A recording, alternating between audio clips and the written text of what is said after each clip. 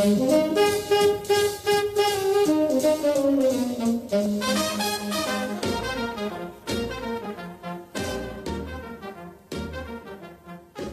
podcast is an invitation to feel and experience the souls of famous old Hollywood homes and to have an in-depth journey to the areas where they're located through interviews with longtime residents.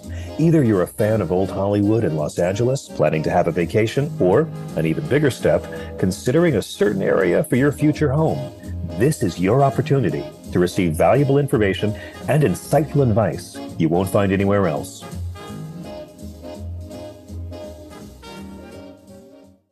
Hello, and welcome to my podcast. Are you in the mood for California? Today we'll feel and experience Toluca Lake and the sense of sanctuary it offers in the heart of Los Angeles, featuring an interview with incredibly talented Robert Yacko.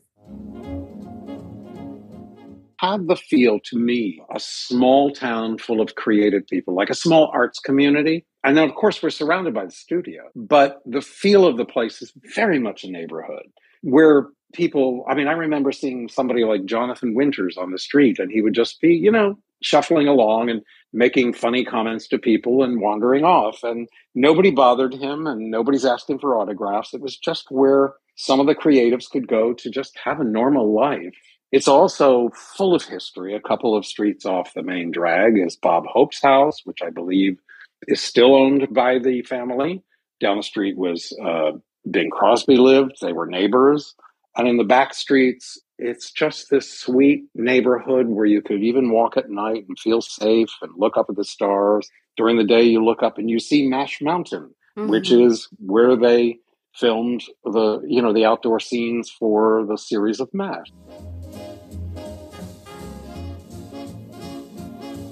Masha Korpacheva is a California-based realtor and a member of the National Association of Realtors in Los Angeles. She's an advocate for selling and buying homes with soul and practicing mindfulness in real estate. With master's degrees in spiritual psychology and linguistics, Masha brings all of her skills to work with her clients. An intuit and empath, she has touched many lives with her outstanding ability to see beyond the visible and helping to come to better understanding of issues and their resolutions. An adventurous world traveler, from climbing Mount Kilimanjaro in Tanzania to exploring the Galapagos Islands, Masha has a particular passion for the City of Angels. Having landed in this paradise and adopted it as her home, she's been sharing old Hollywood stories since 2007.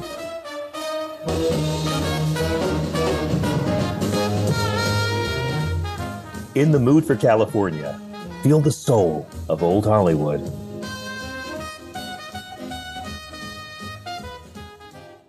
And now, are you ready to experience Toluca Lake? If you've ever dreamed of a hidden gem tucked in the heart of Los Angeles, Toluca Lake might just be the place you imagined. A charming neighborhood in the San Fernando Valley, wrapped around a private, spring-fed lake that feels like a secret oasis. Long before Hollywood stars discovered it, the Tongva people lived here for thousands of years, relying on the springs and marshes for water, fishing, and building supplies. After Spanish colonization in the late 1700s, this land became part of the Mission San Fernando Rey de España, then passed through Mexican hands after independence. By the mid-1800s, the lake was divided into large ranchos, with part of it eventually sold to Isaac Lankershim and managed by his son and future son-in-law. In the 1880s, General Charles Foreman, a self-made millionaire from Nevada, fell in love with Los Angeles, and a woman from here, Mary Agnes Gray.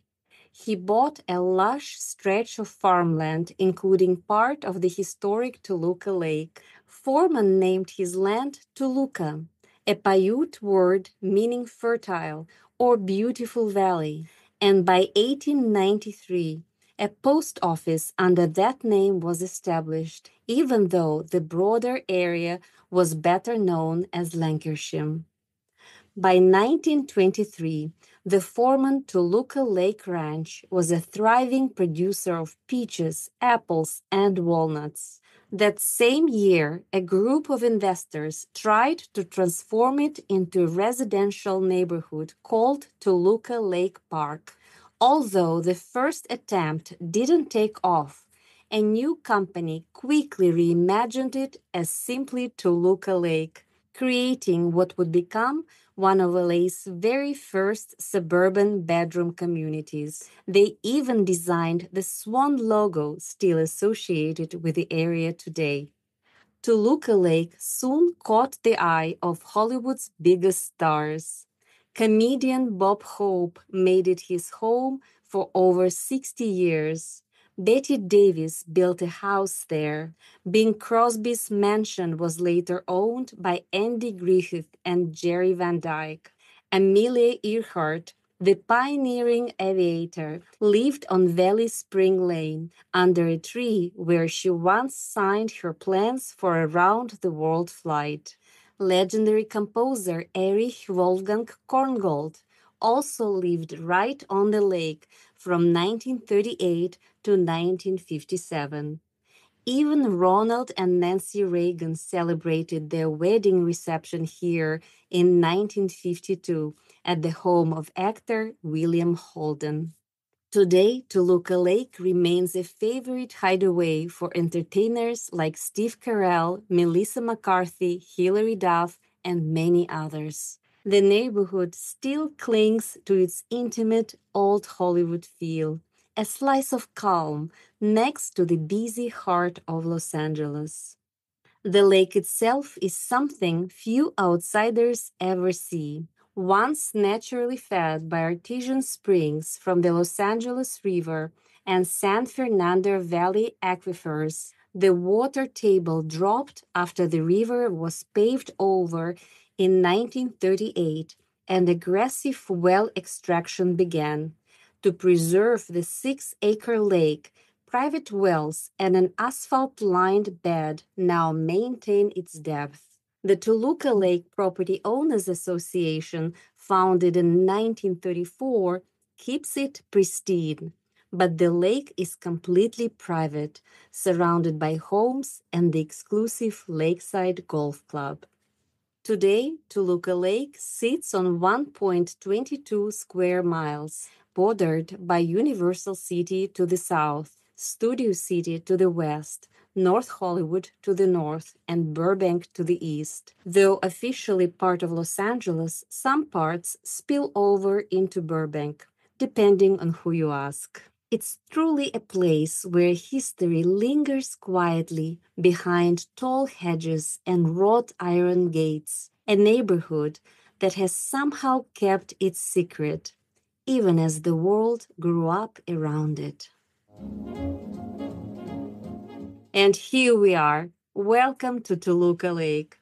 I'm so excited to have Robert Yacko here with me. Experienced and respected in theater from coast to coast, Robert Yacko is known as a remarkably versatile actor and singer, equally at home in Repertory, on Broadway, and in front of a camera.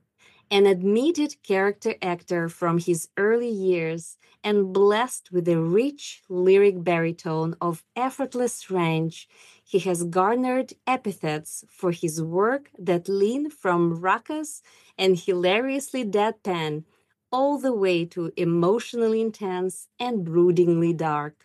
Robert starred in the Los Angeles premieres of Sondheim's Sunday in the Park with George and Chess, the West Coast premieres of Legacy of Light and Romance, and debuted a Bernstein aria never heard before in performance in the Bernstein Peter Pan. Robert has had the honor of sharing the stage with luminaries such as Carol Burnett, Leslie Uggams, Herschel Bernardi, and Carl Reiner, and has had the great fortune to work under the direction of the great Jerome Robbins. He can also proudly count himself as one of Cyd Charisse's dance partners. After 53 years of a rich life in the theater, he is still hungry for the next creative adventure. Please check out Robert's website at www.robertyacko.com and look into his blog stories. Follow him on YouTube and Instagram. And today, Robert will help us explore the quiet elegance and creative spirit of Toluca Lake. Hello, Robert. Hello, Maria. Oh my God, what a joy it is for me to have you as my guest on the podcast. It is so special. Thank you for finding the time. Thank you for inviting me. I'm thrilled and delighted and honored. Oh, that's wonderful. So, Robert, you have lived in Los Angeles for over 4 decades and mostly in the Valley. And you say that Toluca Lake is the town that you have loved. So, what is it about this neighborhood that makes it so special? How would you describe its vibe? Well, I fell in love with it when I first came here. I lived right on the edge of it in North Hollywood. Person I was living with took me in and introduced me to it. And it had the feel to me, a small town full of creative people, like a small arts community. And then, of course, we're surrounded by the studio. But the feel of the place is very much a neighborhood where people, I remember seeing somebody like Jonathan Winters on the street, and he would just be, shuffling along and making funny comments to people and wandering off. And nobody bothered him and nobody's asking for autographs. It was just where some of the creatives could go to just have a normal life. It's also full of history. A couple of streets off the main drag is Bob Hope's house, which I believe is still owned by the family. Down the street was Bing Crosby lived. They were neighbors. And in the back streets, it's just this sweet neighborhood where you could even walk at night and feel safe and look up at the stars. During the day, you look up and you see Mash Mountain, which is where they filmed the outdoor scenes for the series of MASH. So it's just this, and it's full of very creative little places, but it still has the feel of a small town. Yes. Oh my God, I couldn't agree more with you. And Toluca Lake is also one of my favorite areas, and I'm very partial to this area. It does have this incredibly cozy, quaint feel about it. Yes. When you're there, you're just relaxed and at peace all of a sudden. Yeah. And even though you are surrounded by the studios, the Hollywood, there's no Hollywood feel there. It's very much a sweet neighborhood. So true. So true. And you probably know quite a bit of hidden gems in or maybe around Toluca Lake that feel like sanctuaries to you. So could you share some of those? Well, one of my favorite places has been there since before I arrived. And it's Patty's Coffee Shop. And now, of course, it's expanded. I think it used to just be a breakfast and lunch place. It now does dinner. I've had, creative meetings there, but sometimes I'll just go because they serve breakfast all day and you can just go in the afternoon and have a late omelet. It's kind of like brunch in the middle of the week. It's just lovely. And it's been there it was there when I arrived. The other place was there when I arrived, which is not exactly a sanctuary, but it's just a landmark, Bob's Big Boy. I think they still do the Friday night vintage car shows in their parking lot, which is like a neighborhood thing. Across from there is Priscilla's Coffee. So good. So the lovely people, neighborhood feel. And a half a block away is the wonderful Gary Marshall Theater, where I actually worked with Gary and one of his daughters on a children's play. And the young 10-year-old boy who played my son turned out to be Ben Platt, who's now a Broadway star. Wow, what a story. Yeah. There are a couple of places that I miss that used to be there that were sanctuaries. One was Hamptons, which is now Mendocino Farms, still there, but different. And the best burgers in town, casual place. And it turned out it was quietly owned by Paul Newman. And then there was a wonderful, unique and creative gift store where you could get unique gifts and cards and art. And it was run by the actress Angela Cartwright, who we know from The Sound of Music and from the Lost in Space series. And I kind of, as a kid, had a crush on her. And here I am in her store chatting away. But really one of my favorite places. Now, she, I think, still has an online store. What's not to love? Yes, so true. And you just mentioned Gary Marshall Theater, and that actually kind of like brought me closer to my next question to you. So your career Yes. has taken you from Broadway to some of California's most prestigious theaters. And how would you say performing in Los Angeles would compare to other cities? And you've performed at the Mark Taper Forum, Pasadena Playhouse, and even the Hollywood Bowl. So Yes. could you share your experiences? Well, it's hard to compare audiences in different cities. I would say in big theater towns like New York and Los Angeles and Chicago, maybe Dallas, the people are perhaps a little more educated in the art form, maybe. Everywhere you go. I mean, I toured around the country a lot, and everywhere you go, audiences are the same. They intentionally go to see a live performance because they want that experience. It's different from watching a movie because what happens that night is only for the people who are in the room, and it's not the same the next day. So I would say audiences are pretty wonderful across the country. In terms of venues here, I was thrilled to see yesterday. I love the Pasadena Playhouse. It's so historic. It's been there for decades. And just yesterday, they about 7 or 8 years ago, they were in Chapter 11. They were in trouble.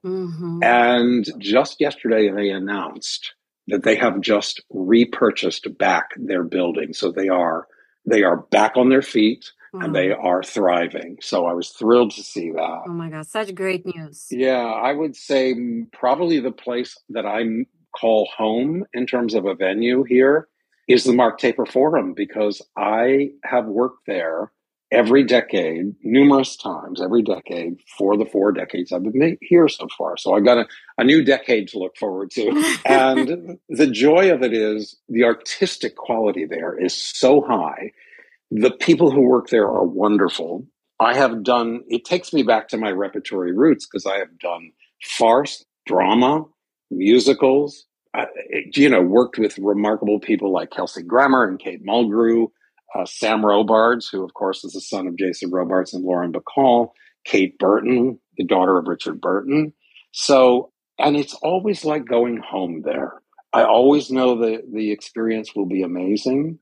I will be working with the best people, and it just feels like home, even when I'm just in the audience there. Oh, that's a beautiful feeling. Now, the Hollywood Bowl, I would say, is an experience that you will have like no other. It's 17,500 seats. Just to stand on that stage and know that you are standing in the same place that everyone from Billie Holiday to the Beatles to Monty Python to John Williams have stood on that stage. And, standing on that stage, singing out into the night sky with, I'm not sure we ever sold out. We did one of the LA Philharmonic every summer, at least up until the pandemic. I'm not sure if they're doing it now, but they would produce a full musical. And I was in the production in 2018 of Annie with 6 celebrities, wonderful people, kids and dogs, and playing 6 different characters. And I'm sure that for the 3 nights that we played, because it's a very fast and furious production, beautifully done, perfectly done.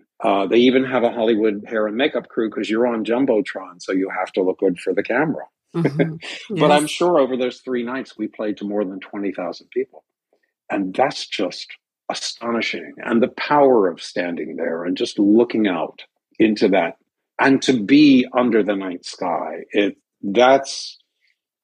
I'm glad I got to do it even once. That's something I wish my friends and colleagues get to do because it's a unique experience. Wow. The way you're describing it feels almost like in that moment you feel being one with everybody and everything. Oh, it's true. And people are so excited to be there. And, you see people bringing picnics, and they're there to revel in this unique experience together. It's, it's like they say in Hamilton, you're in the room where it happened, except the room's really big.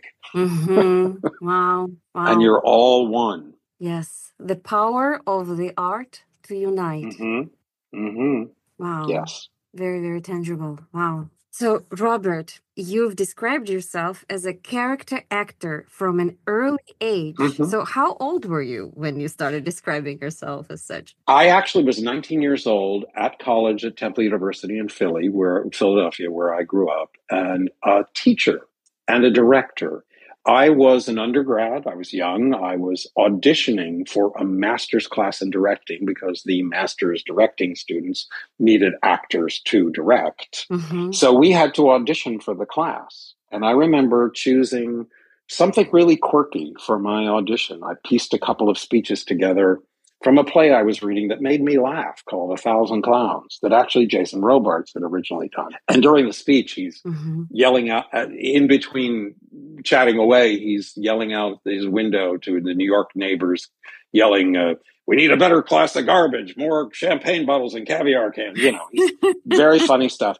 And this teacher afterwards would conference with all the actors after their audition. And he sat me down. He said, you are a character actor. He said, it's a really good thing. He said, you can play a leading man, you can play the juvenile. He said, but this will give you so much range and longevity in your career. And he got it into my head early that it was a good thing to be a character actor. And honestly, it has been a real gift. Wow. That's very powerful. And maybe there was some particular role that made you feel seen? Like this was why you pursued acting? I would say the role that I felt most seen in and probably called on every tool that I had in my skill set and asked me for more was I had the great privilege of playing the lead role in the Los Angeles premiere of Stephen Sondheim's Sunday in the Park with George. And it was a privilege also because originally the role wasn't available, but the star who had been announced got a television thing that he had been already associated with before. He gave them plenty of time to replace him, and they simply couldn't find anybody else with the skill set needed for this role because the two main roles in that show were built on Mandy Patinkin and Bernadette Peters, who both are very unique instruments. As my director said to me when we were in rehearsal, he said there are very few Georges and very few Dots. And I just seemed to fit. And it asked everything of me as a character actor, as a musician. I was taught acting through Shakespeare, so you use every bit of the language and take your cues from the language. And Stephen Sondheim is very much the Shakespeare of musical theater. His lyrics are just exquisite and so specific. It gives you the roadmap. So, yeah, I would say that would be, and that role opened so many doors for me. I begin to tell you. Wow, that's very special. Wow, to have a role like this, and you were ready for it. It was supposed to happen. Yeah, it felt like one of those gifts from the theater gods. It's like, this is your time. This is your moment. You're the right place, the right person at the right place at the right time. And it just, what a gift. Wow. And I would assume it takes a long time to get to that moment. And I think perseverance and patience and continuing doing the best that you can is what actually takes you to that moment. Exactly right. Yeah. As well as your training and your, as you say, wanting to learn and be better. Yes. Every time you step out there. Yes, absolutely.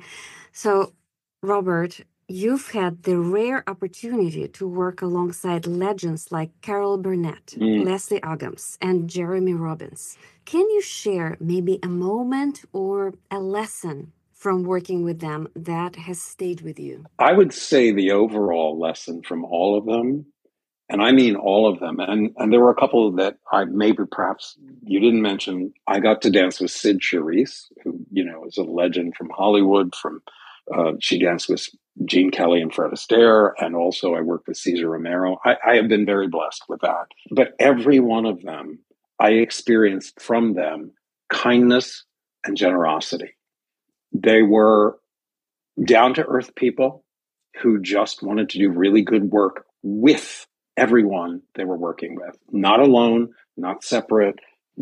I didn't see egos. Now, I know that Jerome Robbins had sometimes a bad rap, But that was mostly with West Side Story. And my Broadway show with him was a revival of Fiddler on the Roof, which is about love, family, and survival. So that's what he brought to the table there. Mm-hmm. So they're all, and of course, one of my favorites, of course, is Carol Burnett.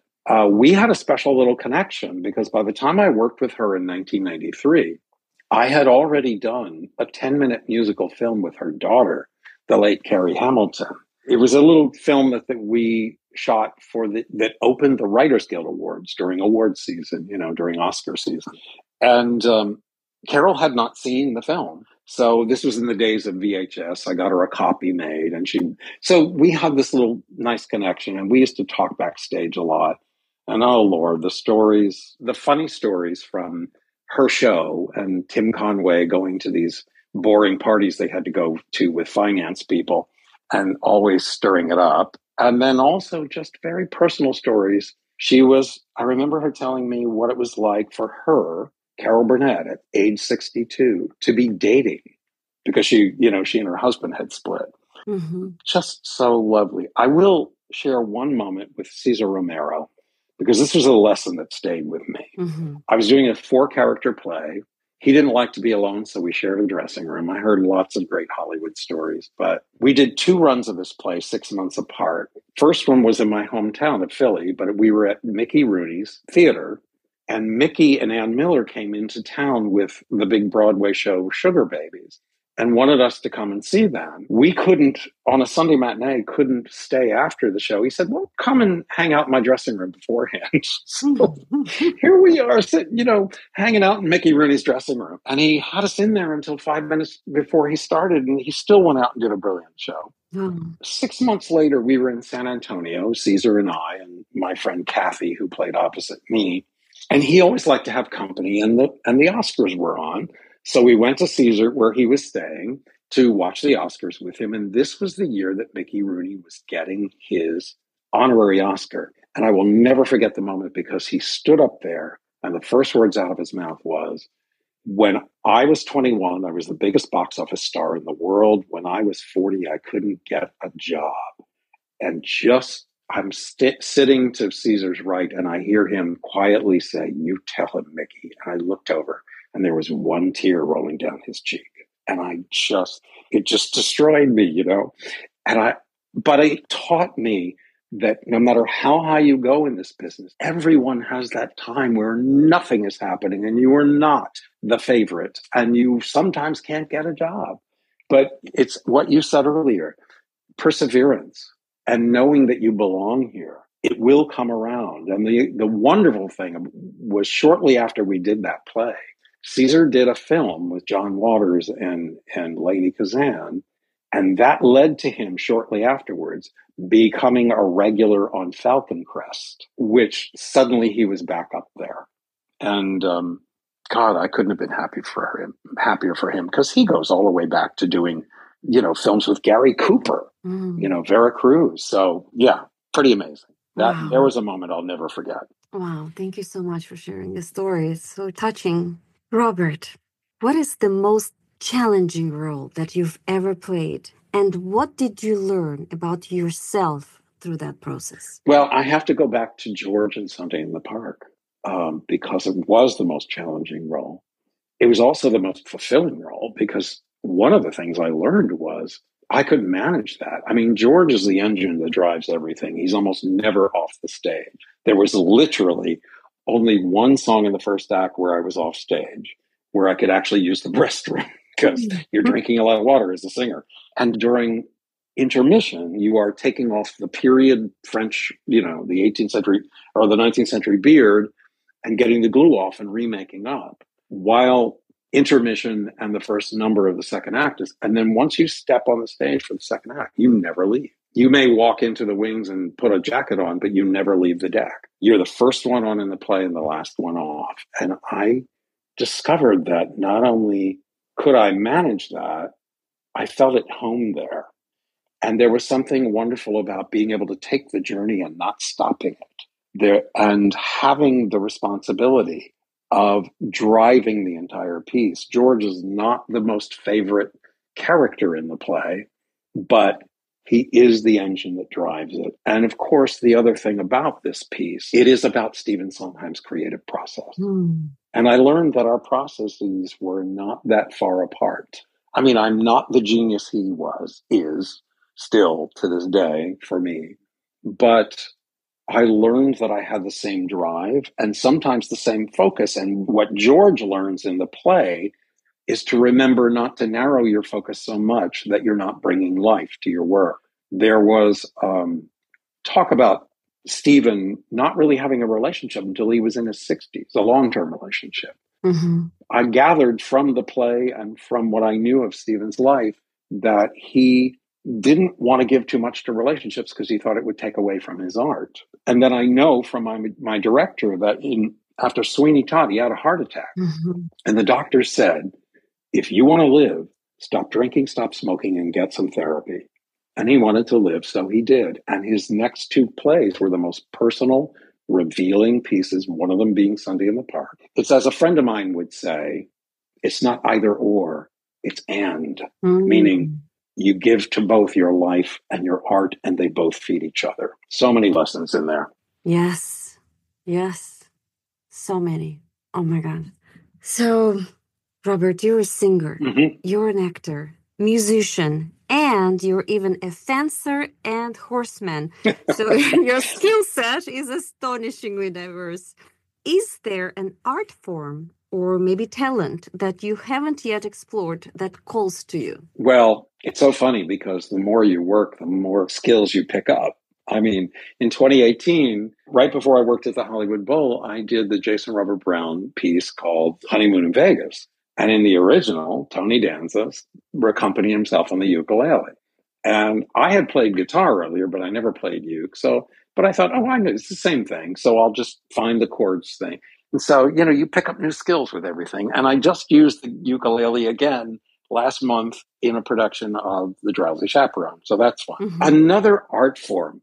Well, I've had an itch to direct, and I've had a couple of opportunities to do so. The last one, unfortunately, was after a month of planning, and I was very excited about it, but it got waylaid by the pandemic and everything shut down just as we were about to start rehearsal. That happened to a lot of people. So, and it'll happen, I'll have another chance to direct. But I had one of my favorite directors, a woman named Kirsten Brandt, who I did a couple of plays with. She said, I can't believe you're not directing. And I said, well, the friends I have right now who are directors can't find work. So I said, I'm going to keep being an actor until the right thing comes along. But I was saying in another art form, writing calls to me. And I've done a little writing. I'm not driven to write something specific, and I think you need to be. If I had something I was really passionate about writing, I would just then have to decide what form to put it in. But I've learned so much from great writers, Tom Stoppard and Shakespeare and Sondheim. And, when you bring great writers' words to life, you learn so much about how to be very specific and how to shape your story so that keeps the listener there. The only thing I have been writing is I've had friends, because they know how long I've been in this and how many great people I've worked with. And they were all saying, you have such great stories. You need to write them all down. You need to write a book. And I'm like, who's going to read it? I'm just a journeyman actor. But I had an old friend from Philly say to me, you have to write these stories down. So I actually started a blog page on my website. There's maybe only 10 stories there, but there's even a story I haven't mentioned about doing a demo recording with Burt Bacharach and rehearsing at his home for 8 days and then going into the recording studio with him with a couple of friends. Wow, we'll have to share your blog with the listeners. There you go. It's right on my website. There's a blog tab, and I'm just kind of exploring that. But writing would be the other thing. Okay. Going more inward and exploring it and sharing it with readers. Exactly. Wow. Okay. And lastly, my question to you is, after 41 years in our wonderful city of Los Angeles and a lifetime in the arts, what is your guiding philosophy, your North Star that keeps you moving forward with passion and purpose? I would say, and I learned this first from my work, and then I tried to incorporate it into my life. And it's something that we kind of mentioned already, is it was about being better. every time you step out there. So you make a deeper difference in people's lives. So you make their experience better than you were an hour ago, better than you were yesterday. I started to incorporate it into my life, be a better person every day, be kinder, help somebody a little more, but also learn something new every day. Learn something every time you step out. Don't just go on automatic. The entire universe evolves every second. And to stand still, occasionally we have to stand still for just a little piece, but even then we're still moving. We're still gaining something. But yeah, it's really just about being a better human being and a better artist. And each time you walk out there on the stage, find a moment that you haven't quite figured out yet, or deepen it by simplifying it, not adding a lot of stuff, just being truer as a human being and as an artist. And that keeps me going forward, because you can never know everything. There's no peak, there's no platform to get to. There's just, every time you open a new script and start a new character, it's a new journey. There's so much to learn, and that's what's so wonderfully fulfilling about this career and this life. Yes, and it must give it so much purpose. It does, yeah. So why, at my ripe old age of whatever that is, because I have been a working paid professional for 53 years, and 51 of them in Actors Equity, the union, the stage union, and almost as much time in Screen Actors Guild. So it's been a long journey, and I still love it, and I still want to do more. Wow. I still want to learn more. Wow, that is inspiring. Very inspiring. And the people who came before me inspire me. That's how it works. Yeah. Exactly right. We're all humans, and we inspire each other. We get inspired by reading a book, by speaking to a person, or listening to a conversation that someone else had with this person. So I hope that this episode will be an inspiration to so many people. And thank you for sharing your heart. Thank you for sharing your stories. And thank you for choosing to be a better person. It's a commitment that I'm sure you made to yourself many years ago, and it has evolved into a purpose of your life. And whenever you do that, in some way, our world becomes a better place. And that's just it. We want to leave everywhere we are better than the way we found it. Yes. And there was a point in my career where I was doing a long run of something.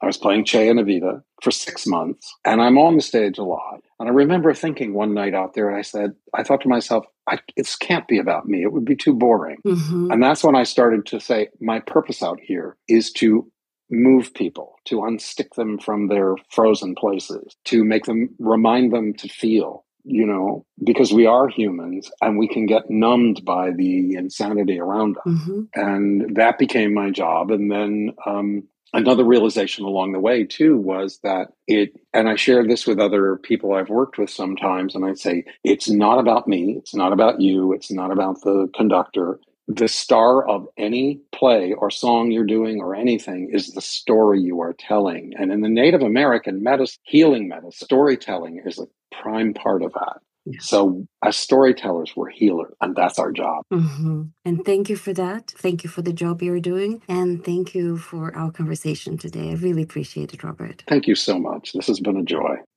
Until next time.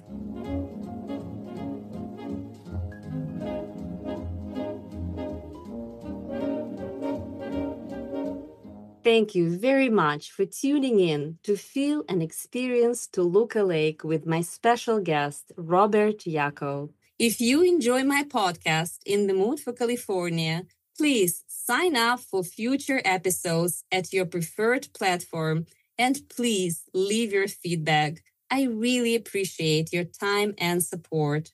You can follow me on Instagram at In the Mood for California, and check out my website, www.inthemoodforcalifornia.com. Selling and buying homes with soul is not just my real estate strategy. It's an intuitive and holistic approach that embraces your values, aspirations, and conscious intentions. If you want to discover the power of mindfulness in your real estate journey with my compassionate guidance, I'm here for you. Next time, we'll journey to San Isidro Ranch in Montecito, a place where romance, history, and natural beauty come together in one of California's most enchanting hideaways. We'll wander through its storied gardens, uncover its legendary past, and soak in the peaceful magic that has drawn dreamers and dignitaries for generations. I cannot wait to see you there.